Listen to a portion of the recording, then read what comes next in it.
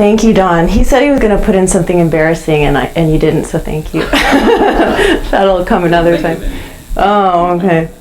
It's a pleasure for me to be here with you all. The folks at Sheridan Lutheran Church have been friends and allies for a long time. Tyler Manquist has served on the board of Nebraska Interfaith Power and Light since our inception. We're so grateful to him. The pastors here have been friends and supporters for a long time too. Of course, Ronnie Green is here. Michael Forsberg is one of our advisory board members. So we are grateful for the richness of Sheridan Lutheran Church, and thank you for your hospitality tonight. I want to talk tonight about what love has got to do with it. How do we possibly approach this issue of climate change from a faith perspective? I get a lot of questions in the work that I do. How do these two things possibly have anything to do with each other, faith and climate change? And it's something I've thought about a lot over the years. So this talk actually is a little bit of a kitchen sink of a lot of my thinking over the last few years. I've combined a lot of stuff. And so let's get into it. A little bit about my background. I am from Los Angeles originally, and I put this slide up. That's me when I was 4 in 1974 with my cousin and my brother. And one of the things I remember about growing up in LA is it was so smoggy. And the air quality was really, really bad in the 1970s. We lived at the foothills of the San Gabriel Mountains, and most of the time this summer it was so smoggy that you could not even see the mountains. They were only a mile away, and you could not see them. And the reason I put the swimming picture up there, not only was that my favorite swimsuit with farm animals on it, but every time we went swimming a lot because it's warm there, and afterwards it would hurt to breathe. And I don't know what it is about the physiology of swimming and air. I need to ask a doctor about this at some point. But for some reason, after swimming, it would always hurt to breathe. And I just remembered that. And as I got old enough to think about that, I thought, that is seriously wrong for it to be that polluted. But what's happened is the air quality in Los Angeles has actually improved markedly. This picture on the right is me with my dad last December in Orange County. And if you notice, you can see the mountains in the distance. That's about a 60-mile view. And so I started looking into this, like what actually happened since I was a little kid. And I found out that the amount of volatile organic compounds has dropped by 98% since 1960, and that ozone levels are 40% of 1970 levels. So it wasn't just my imagination. Things really have improved markedly while the population of the Los Angeles basin has increased markedly. And part of the reason that's improved so much is because of policy changes. Catalytic converters, for one thing, became required on all vehicles. That made a significant change. And other policy issues were made too. So this situation is kind of like both sides of me in a sense. I left Los Angeles because I couldn't stand how polluted and crowded it was, but it also gives me a sense of hope when I go back because positive change has happened. For the past 5 years, I've worked as a religious environmental advocate. Now I'm also a secular environmental advocate in my work at the university. But all of the work I do, whether it's on the faith side or not, is really motivated by a sense of mission and drive. As Don said, I had this powerful moment when I saw an inconvenient truth, and I realized this was going to be the most urgent issue of our time. And I wanted to be someone who was working on it to try to affect positive change. And there is so much work to do. There is room enough for all of us to be working on this issue to make change in our world. So an outline for my talk tonight, I'm going to start with a vision of what Nebraska churches could look like. And then it's kind of a road trip metaphor. Where are we? How do we get here? How do we get out of here? Are we moving yet? And what's love got to do with it anyway? I said that was the whole point of this talk, right? So the vision. This is Wayfarers Chapel in Palos Verdes, California. It is a real church. Has anyone been there? Lots of people have visited. It's right on the cliffs of the Pacific Ocean. It's a really stunning place. It was designed by Lloyd Wright, who's the son of Frank Lloyd Wright. And it's based on a sort of spiritual vision of people worshiping in a grove of trees with angels. And that's actually glass. And we all can't have an actual church that looks like this, but I like the vision of it. It's a vision of a church that's fully integrated with its natural surroundings. And this passage from Deuteronomy reminds us that from the beginning, part of God's covenant with the Israelite people was the promise of a good and healthy land. In this sense that God was leading the people out of Egypt into the promised land, and this land where they were going would have olive trees and honey, it would have wheat and barley, it would have everything that the people needed. So that sense of a healthy land has been part and parcel of God's promise to us from the beginning. So what if every congregation in Nebraska held the care of creation as a central part of its ministry? What would that look like? It might look like ecologically themed worship services. It might look like farmers markets on church courtyards. It might look like creation-based rituals. This is a Catholic community doing a blessing of the seeds in early spring before the seeds are planted. It might look like embracing the spirituality of nature. This is a women's retreat out at Spring Creek Prairie, and they're looking through kaleidoscopes. It might look like green buildings, of course. On the upper left is an Episcopal priest who's blessing a new installation of solar panels. And on the lower left are two happy people who are washing dishes so they avoid using disposable dishware in their church kitchen. And the lower right is a pastor who's sampling organic fertilizer. That's Pastor Barb Smizek for anyone here from First Plymouth. Where are we now in the context of climate change? Climate change has three main impacts, more than this, but the main ones are temperature, precipitation, and sea level rise, which give rise to a whole host of associated implications. The ones that we're most concerned about in our area are, of course, agriculture and water resources. Health impacts will be a growing issue, and we do have forests in Nebraska. We remember a couple years ago we had a major problem with forest fires here too. And of course wildlife is an issue too. The only one we don't have is coastal areas. So how do we know this is happening? You've heard people say that the rise and fall of CO2 is cyclical and that climate change is cyclical. And you can see this graph. Well, it was indeed cyclical for many hundreds of thousands of years. But right now, CO2 levels are higher than they have been in 800,000 years. So we're just far out of the realm of any kind of normal cycle. And you can see in this graph, this is an average of land and ocean temperatures going back to 1880, and that rise in the annual mean temperature is unmistakable. This one is a map showing global temperatures for the year of 2014 as an average, as a departure from average. And it's kind of hard to see the difference between the white and the light gray right now, but if you look where Nebraska is, that's a white square, and if the light were a little darker, you could see that it's Nebraska-ish, or that little square in the Midwest is one of the only places on the globe that experienced average temperatures in 2014. And that's why some of us may not be feeling a lot of urgency about this right now, and 2015 has been a pretty average year so far. We're not feeling it as much as other parts of the globe are feeling it. But if you look at Europe, if you look at the west coast of the United States, if you look at parts of Alaska, I think that is, or Russia, definitely Alaska, you can see that things are very strange. Things are starting to get odd. Our temperatures have already increased about 1.5 degrees over the last 20 years. Don, do you remember, is this the last 20 years? Yeah, more 30 years. 30 years, I need to add that to this slide. But about 1.5 degrees in our area. Our growing season has lengthened by 10 days, which a lot of farmers that we spoke to at Husker Harvest Days have noticed that. They have seen that with their own hands and eyes and ears.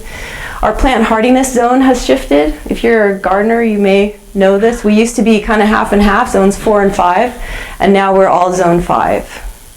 I talked with farmers yesterday too. There was one who lives in south central Nebraska, and he's noticed tree frogs that used to only live in Kansas live year round on his property now. Insects also that used to be in the south are on his property now. So he's seeing this kind of northward migration. What we're really concerned about when we talk about climate change, of course, is where are we going? What is this going to look like in the future? So this is a graph that shows temperature increase projections out to the end of the century. And the blue line, the lowest one, that would indicate where temperatures are going to be if we're really successful at limiting CO2 emissions. And we so far have not been able to do that. There are some positive forward movements happening, but that would be a best case scenario. That's still an increase of 4 degrees by the end of the century, which is market. But if we keep doing what we're doing, keep going with business as usual in terms of CO2 emissions, we're going to see temperature increases of 8 to 9 degrees by the end of the century. And that's really hard to comprehend even. People often use the analogy of a temperature, like if you have a temperature in your body, or if your child has a temperature, if it's just 1 degree or 2 degrees, that's okay, you can manage that. If it's a couple more, you take some Tylenol and you maybe take an ice bath. If you have a temperature in excess of 7 degrees of normal, you need to be in the hospital. And if it's a little bit more than that, you're not going to live. And it's a similar thing that the temperatures of the Earth reflect entire ecosystems of interrelationships of all kinds of species and pests and living things and so on. And so this is very concerning. This is basically the same information, just presented in graphic format. The first row would be a low emissions scenario if we're limiting CO2 successfully. And the bottom row is looking at a more business as usual scenario. And you can just see that image of a world in distress. The greatest risk that we have here in Nebraska is decreasing water resources. A lot of our water comes from the snowpack in the Rocky Mountains. And what we're seeing from the report that the university did, as well as national reports, is that there's going to be decreased snowpack in the Rocky Mountains in coming years. And so you can just see how that snowpack feeds into all of our waters, all of our rivers and streams in our watershed. Of course, when the river flows are decreased, the farmers will have to pump more, and so groundwater resources will be depleted as well. And then there's extreme weather. And I often update this section of my slideshow, and it's kind of troubling how frequently I have new content to put in this section. But you might remember this past winter, Boston had an ungodly amount of snow. They had 9.2 feet of snow in one winter, which was an all-time record. And it sounds, I don't know how it sounds. It sounds unbelievable. But one of the effects of it was, that transportation routes were shut off, and people couldn't get to work for days on end. And people ended up losing wages. People who are on hourly jobs or minimum wage jobs, they lost wages. And I read one story where a cashier at a grocery store just had this sort of look of panic in his eyes. And he told this customer at the store, people are going to lose their homes. So many people are living on very tight margins. And if they lose income for a week or two, it's not good. So that's one of the kind of ramifications that we don't always think about. Okay, this one was something that wasn't widely reported on in our area, but India had a massive heat wave in May and June. Temperatures got up to 117 degrees, and combined with the heat index, it was up to 143.6 degrees in some areas. This picture with the street with the lines on it, that's asphalt that's melted because it was so hot. And on the upper left is people who were sleeping out on rooftops, just trying to get some refuge from the heat. Of course, we've been hearing a lot about the California drought recently. They're about to enter their 5th year of an historic drought. There was news this week that the scientists analyzed the tree rings in California and found out this is the worst drought they've had in 500 years. They're saying the reservoirs have 1 year of water left, and the groundwater supplies are shrinking because they're pumping more groundwater. This week we had some very serious fires in Northern California, the Valley and the Butte fires. I watched some of the footage from this. It was unbelievable to see how hot and fast these fires were moving. And I found out on Wednesday that my best friend from kindergarten lost her house and her place of employment in the Valley fire. She lived in Cobb, California, and she worked at Harbin Hot Springs. and her husband did as well. So that's not her house, but I thought that was a really unbelievable photograph. And again, that human cost of climate change.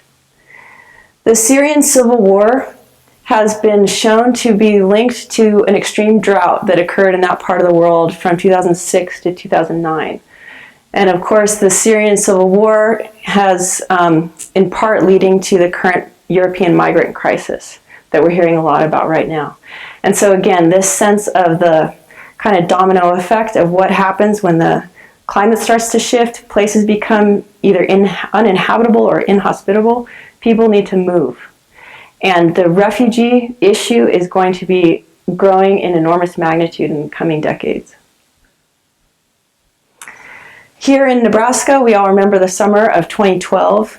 That year, the drought impacted 67% of cattle production nationwide and 70 to 75% of corn and soybean production, which of course means economic impacts to the people in Nebraska, which of course, if there's economic impacts to agriculture, it trickles down to our church budgets, to almost everything we do.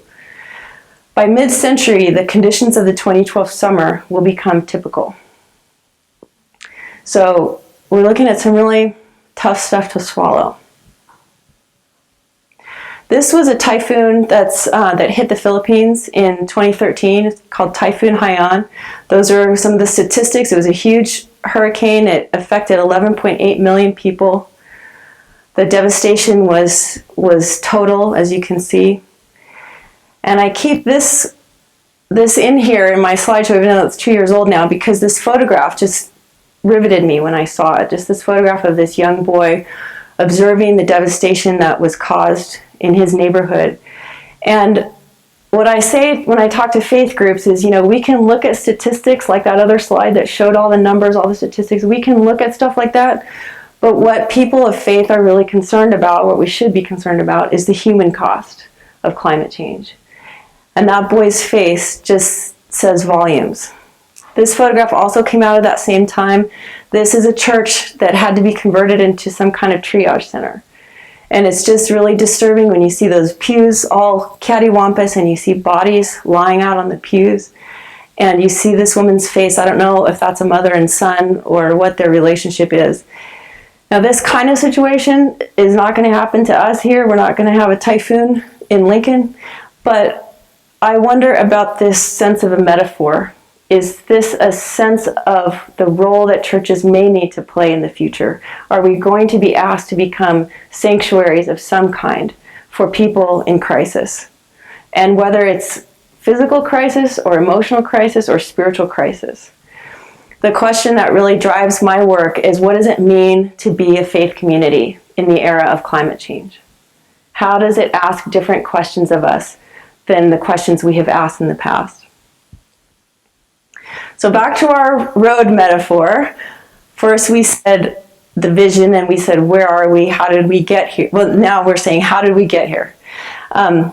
So I'm going to say a little bit, this is the theology part of my talk, and this is definitely coming from the Christian tradition. There may be folks here who are not Christian, and if so, I hope you'll just follow along and look for maybe some linkages to your own tradition.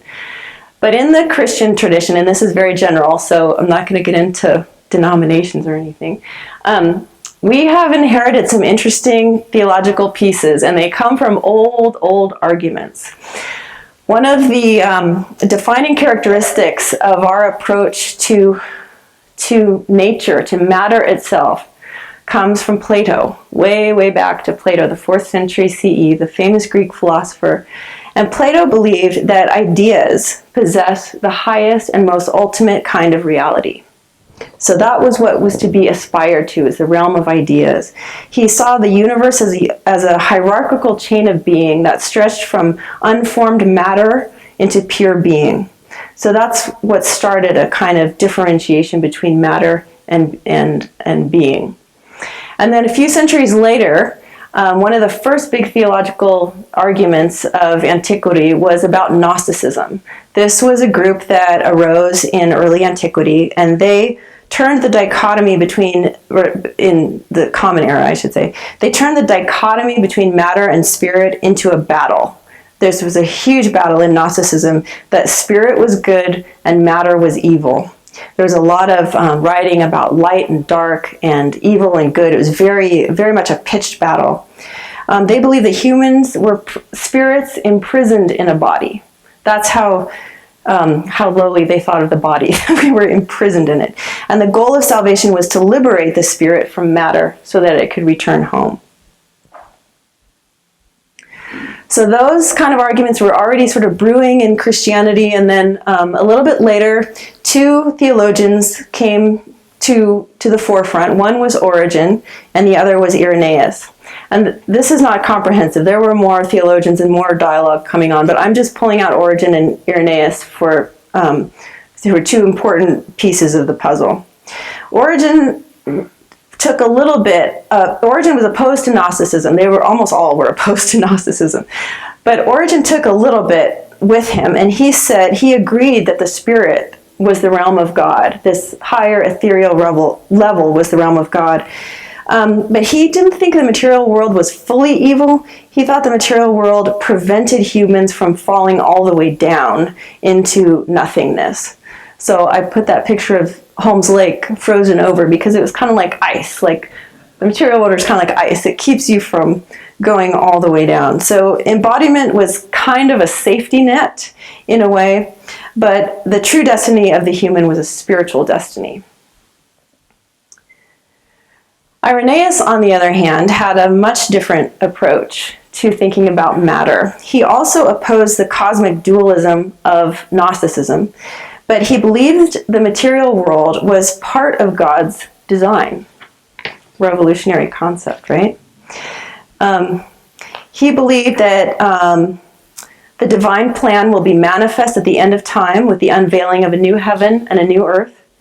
He believed that God, through Christ, had healed our relationship with creation and reversed the process of decay. So that his Christology was linking us back to creation and God. And that Christ was the permanent expression of God's covenant with the whole of creation. So he was very much creation-based. He said the created world is the intended dwelling place of humans and the locus of the covenant between God and creation established through the incarnation of Jesus Christ. In other words, life and salvation and so on doesn't happen unless we're in the created world. This is where Jesus came, and this is where we are to work out our lives and our meaning and our salvation. So who do you think won the argument? Origen or Irenaeus? Origen, says it right there. So this split in the way that Christianity conceived of matter and spirit became ever more dichotomized at this point. So on the bottom degraded level is earth, the body, death, evil, sin, and the female, because she's responsible for a lot of that stuff. Of course she is. That's all the bad stuff that we need to get away from so that we can ascend to the higher realm, the realm of heaven, soul, spirit, eternal life, God, male, the realm of ideas. And if you start to look at some of the older hymns or older prayers, maybe not even older, you'll start to notice some of the language is calling on these old kind of dichotomies. Traditional Christian theology talked about dominion theology, those words from the book of Genesis in Genesis 1:28 that the human being should have dominion over the earth, and there was a lot of kind of emphasis of that notion, not that the earth had sort of intrinsic value in itself, but that it was our job to dominate it. The concepts of original sin, of course, said that our human nature is sinful. Anything that relates to our natural selves is sinful, evil, to be avoided, to be overcome, to be surpassed. And similarly with virgin birth, sexuality, no way, bad stuff. So not even, God came about from a process that could have involved sexuality. This notion of the spirituality of ascent became a motif that was common, it still is common. These are the names of some very important, the top two are some very important spiritual texts from early Christianity, the Ladder of Divine Ascent and the Ascent of Mount Carmel. This icon here shows people ascending to heaven, and you can see that there are sort of devilish creatures down below who are trying to pull people off that ladder and pull them down into the hellish realm. And so just that whole kind of conception of the universe became very much ingrained in Christian thought and still exists to some degree. So how do we get out of here? If we find ourselves in a theological tradition that doesn't even value the natural world, the created world, what do we do? And a lot of environmentalists have left Christianity for this reason. They haven't found any redeeming value in it. But I believe that we don't need to throw the baby out with the bathwater. There are some really incredible theological resources to help us move forward. And I'm just going to present a couple of ideas that I've come up with in thinking about this over the years. The first one is a suggestion to reclaim incarnational theology. It's time to go back to Irenaeus and let him win the battle this time. There are marvelous resources to go back to reading him and reading traditions that drew on him into the future. The Celtic tradition, for example, has really incredible theological resources for linking the natural world and theology. This sense of, that's a milkweed pod out at Spring Creek Prairie, and just noticing the infinite beauty and goodness in every tiny grain of sand, in every tiny milkweed strand. And this painting on the right of sort of Jesus holding the earth in his hands, it changes the whole kind of theological equation when we can have a sense of Jesus loving the world, loving that earth, and maintaining our whole dialogue about the Christian tradition. The second thing we could do is to embrace a liberation theology of creation. Liberation theology is a theological school of thought that arose in the 1960s in South America. There were some Catholic priests who were working with impoverished communities there, and the whole kind of values of liberation theology are all about being very much located in specific local contexts, embracing what is real and true for each context and for each people, and embracing the struggle to move toward what we believe to be God's kingdom, knowing that vision will probably not be realized in our lifetimes, but being fully immersed in working for that vision. And I think that's helpful for us, because what we need to do in this crisis of in our era of environmental crisis, we need to become very localized. These are the sandhill cranes taking rise over the Platte River. We need to learn to love and understand our local ecosystems, our local watersheds, and we need to continue to work as much as we can for the health of our earth, even though the odds may be stacked against us, even though we may not realize it in our lifetime. And those are the kind of theological resources that liberation theology can help us with. The other idea is to reclaim eschatological hope. And this is really the most interesting idea that I've been thinking about, some of my pastor colleagues are thinking about. And I'll just try to give a brief overview.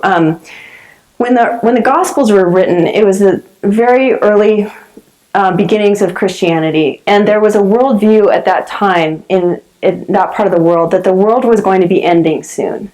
And you can trace the development of this worldview. It's different in Matthew, Mark, Luke, and John, but you can see traces of this belief that there wasn't much time left. Like the Gospel of Mark, for example, has a real urgency to it. And the Gospel of Matthew has like a little bit more time. There's a little bit more time in the understanding, but the world is still going to end.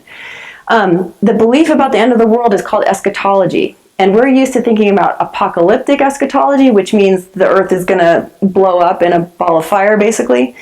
But eschatology just means the end of the world. Like, it will end someday, somehow. So how will that end, and how do we think theologically about that? Well, what the Gospels tell us, what they reveal to us, is that these people were living and worshiping and growing together, believing that their world was going to end, their way of life was going to fundamentally change. But did they go off on sort of a drunken spree and go gambling and robbing and, stealing from people? No. They did the absolute opposite. and all the teachings of all the Gospels are about coming together to create the beloved community. So if our time is short, we come together, we practice love, we care for each other. We build these bonds of love and relationship because we know this is the world that God would have us make, and we don't know what's going to come next. But we live God's vision now. Now, I'm not saying that the end of the world is going to happen because of climate change, but I am saying that our world is going to shift significantly because of climate change. And we have choices about how we respond to that. We can go off on the drunken spree, or we can pull together and possibly make the best world that we've ever made before. It could be that this crisis calls us to become the people we were always intended to be. And that might look like a new wild. This is an idea I actually got from a PBS special that was on a couple months ago, and there was a line in the show that they were talking about the relation of people to wildlife populations. And the commentator on the show just said, with the era of climate change upon us, we're moving into a new wild. There's going to be strange new things and new things expected of us. And I just thought, that's it, a new wild. I love that idea. And so, we're not going to go around dressed like that, of course, but look at how happy she looks. What would that new wild look like?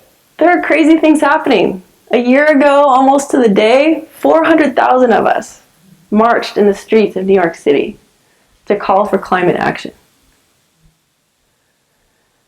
On that same day, there were about 100 or so people who marched in Lincoln, Nebraska. You might have noticed that people in Lincoln don't march. They don't hold signs. They don't do stuff like this. That day they did. These were nice, mild-mannered people who took to the streets.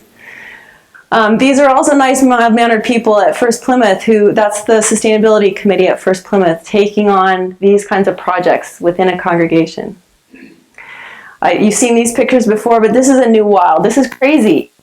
What's a priest doing? Blessing solar installations. Why are people happy to be washing dishes? It's wild. What am I doing talking with Senator Fisher? It's wild. It's a new time to build relationships with people we might not have built relationships with before, to have those dialogues, to engage in forward momentum. Who ever heard of selling produce at a church? It's wild. So are we moving yet? Are we going anywhere on this journey? Yes, we are. And this is the hopeful part of this talk. There are lots of things that we can do. One of the things we can do is we can embrace new religious metaphors. I was a part of a contemplative worship service at First Plymouth for a few years. And it was like a Taizé service. You probably know what Taizé is. If you don't, it's a meditative service where you sing kind of repetitive, beautiful songs. And we used to sing a song where the lyrics were, Jesus, remember me when you come into your kingdom. You may know it's a beautiful song. It was beautiful, but I started noticing there's that kind of conceptualizing of an ethereal kingdom that's off in some distant point in the future. There's no body involved in that notion. There's no earth involved in that notion.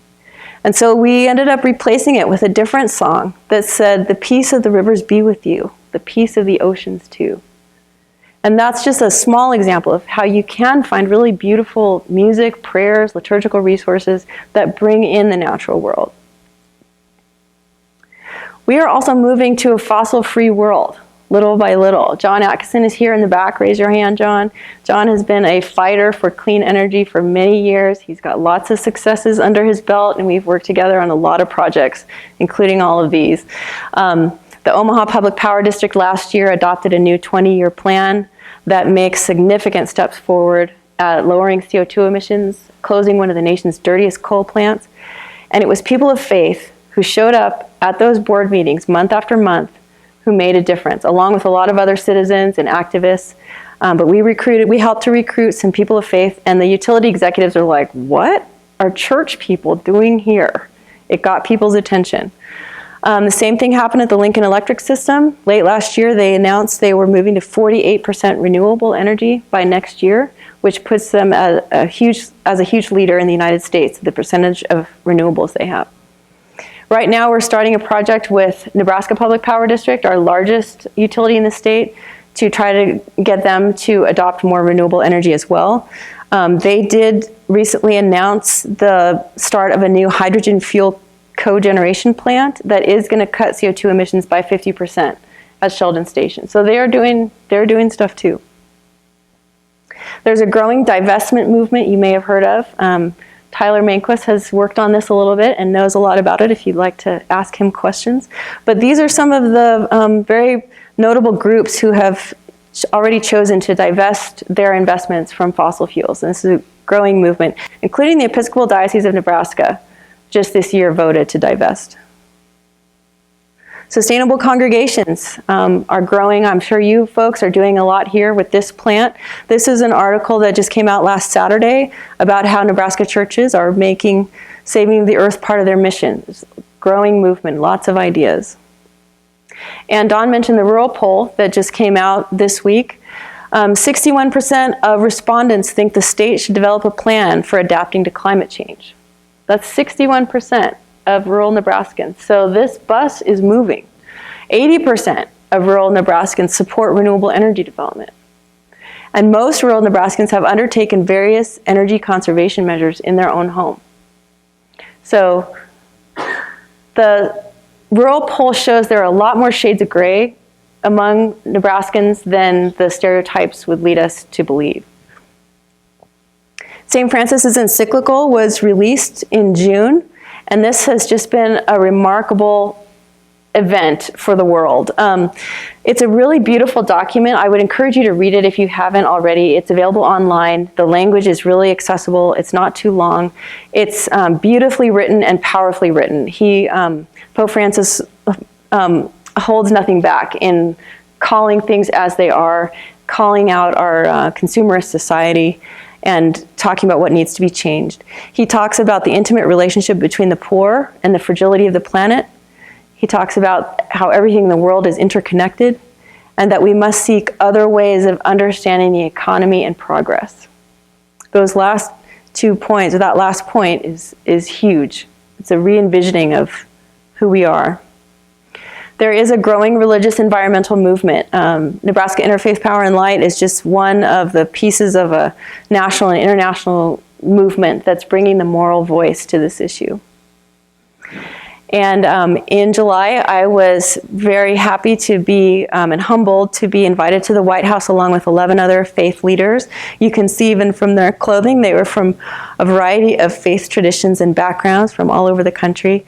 And this just shows that the White House is paying attention to this, to how the faith community is intersecting with climate change.